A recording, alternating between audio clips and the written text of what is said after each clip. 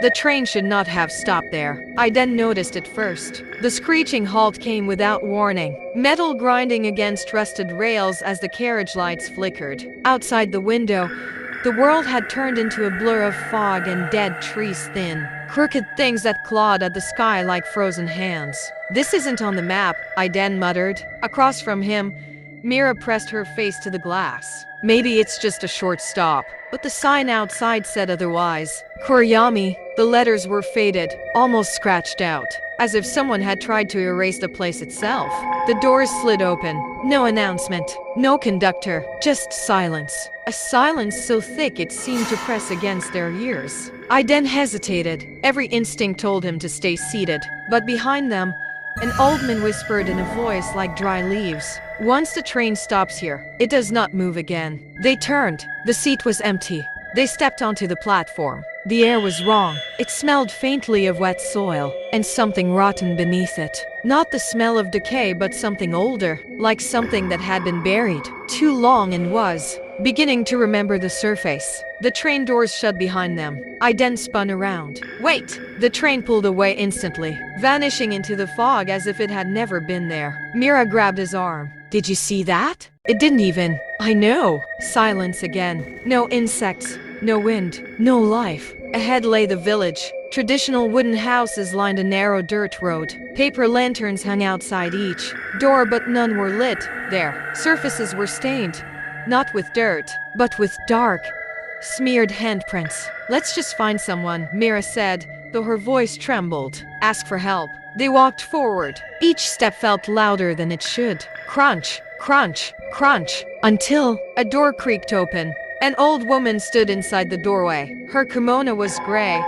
blending almost perfectly with the mist behind her. Her hair hung long and thin, covering most of her face. But not enough, because where her eyes should have been, there was nothing. Just hollow, dark sockets, leaking a slow trail of black liquid down her cheeks. Mira gasped. I then couldn't move. The woman tilted her head. Then she spoke. "You arrived after sunset." Her voice sounded layered, as though something else was speaking beneath it. "You shouldn't be here. We didn't mean to," I then said quickly. The train stopped. The train always stops. A pause. Then the woman stepped closer. "You must leave before they wake." "Who?" The woman smiled. Her mouth stretched too wide. "They already smell you." The door slammed shut. They ran. No destination, just away. The fog thickened, swallowing the village behind them until even the houses disappeared. Then came the sound. Footsteps. Not theirs. Slow. Dragging. Close.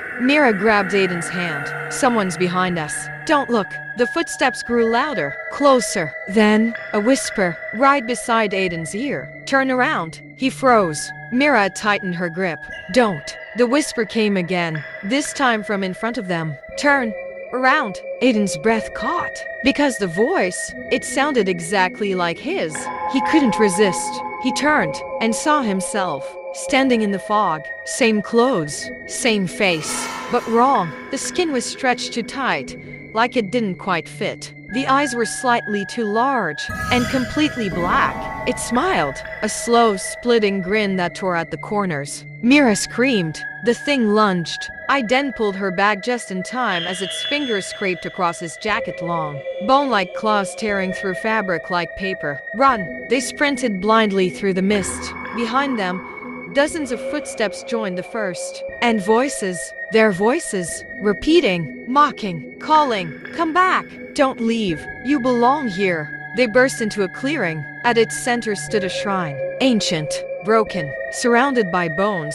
Not animal bones. Human. Stacked carefully, like offerings. At the shrine's base sat a stone well. Its interior was pitch black. I then bent over, gasping. "We hide here." Mira shook her head. No. This place is worse. I can feel it." The voices grew louder, closing in. From the fog, shapes began to emerge. Dozens of figures. All wrong. All wearing faces. Faces that shifted and twisted like melting wax. Some smiled. Some cried. Some had no features at all. The woman's voice echoed in Aiden's head. "Before they wake."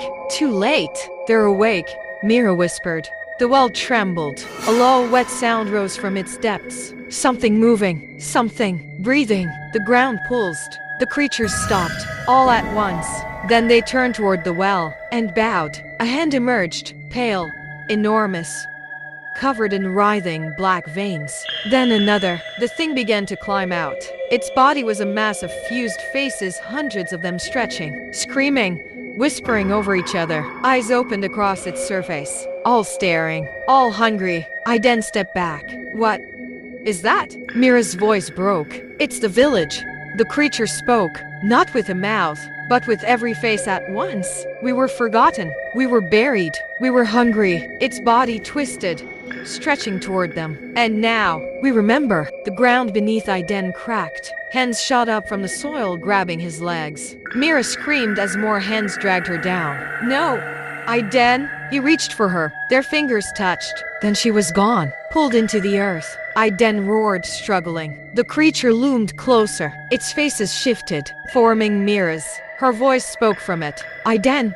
Stay. His grip faltered. The hands tightened, pulling him down into the cold, wet darkness. Morning came. The fog lifted slightly. The village stood quiet again, still, empty, as if nothing had happened.